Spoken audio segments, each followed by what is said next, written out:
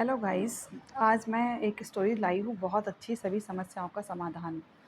एक बार की बात है कि जो एक व्यक्ति था, उसके पास में कोई भी आकर बैठ जाता था, तो वो उससे अपनी समस्याएँ बताने लग जाता था।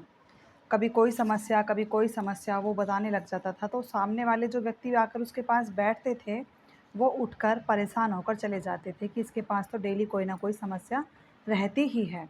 इस बात को लेकर वो व्यक्ति बहुत दुखी होता था कि मैं सबको अपनी परेशानी बताता हूँ और कोई मेरी परेशानी सुनने के लिए भी तैयार नहीं है, तो मैं क्या करूँ?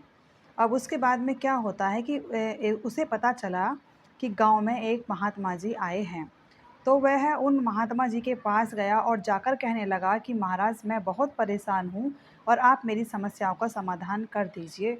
अगर मैं किसी को भी अपनी समस्या बताता हूँ तो कोई भी मेरी बात को नहीं सुनता है। तब महात्मा जी कहने लगे कि कोई बात नहीं, आज तो मैं बहुत थक गया हूँ, मैं कल तुम्हारी समस्या का समाधान कर दूँगा। व्यक्ति ने कहा ठीक है।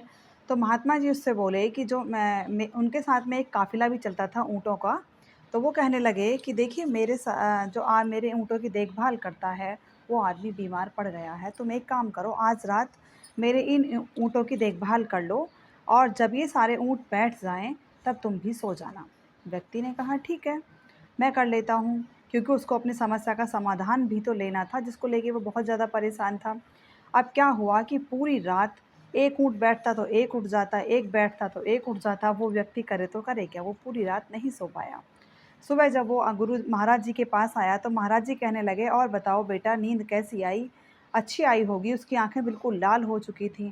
तो वह कहने लगा कि महाराज, मैं कहाँ से मुझे नींद आती कि एक ऊँट बैठता तो एक उठ जाता, एक बैठता तो एक उठ जाता, बताओ मैं क्या करता? मैं पूरी रात नहीं सो पाया। महाराज जी मुस्कुराए और मुस्कुराकर कहने लगे कि यही तुम्हारी समस्या का समाधान है। महात्मा जी कहने लगे कि संसार में किसी भी व्यक्ति की समस्या इन ऊँटों की तरह है कि अगर एक समस्या खत्म होती है तो दूसरी समस्या शुरू हो जाती है। और अतः इन सभी समस्याओं के ख़त्म होने का कोई इंतज़ार नहीं है।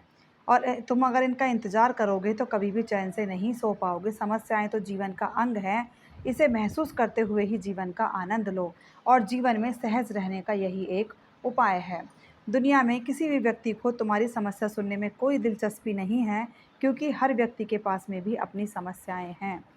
अब महात्मा जी की बात सुनकर व्यक्ति के चेहरे पर एक संतोष भाव उमड़ पड़ा, मानो कि उसको सभी समस्याओं का अचूक मंत्र मिल गया हो।